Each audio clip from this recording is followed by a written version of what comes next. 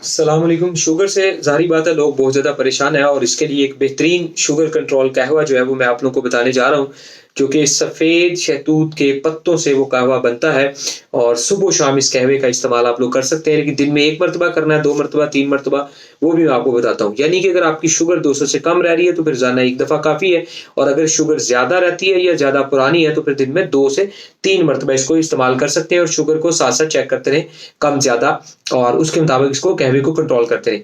यानी कि 1 कप पानी ले लें, ठीक है? और सवा कप पानी ले लें और 3 शहतूत के पत्ते उसके अंदर डाल दें और अच्छी तरह उसको कुछ देर तक आग पे, हल्की आग पे उबालते रहें और ऊपर ढक्कन दे के रखें।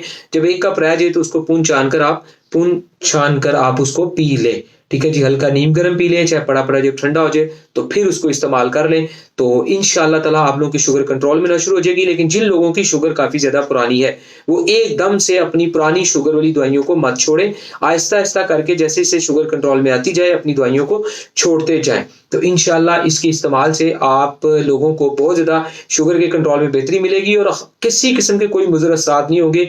इंतहाई बेहतरीन, आज़मूदा, तजर्बाशुदा और कामयाब ये एक फ़ॉर्मूला है, ठीक है जी? और इससे आपको शिफ़ा मुकम्मल तौर पे भी हासिल हो सकती है।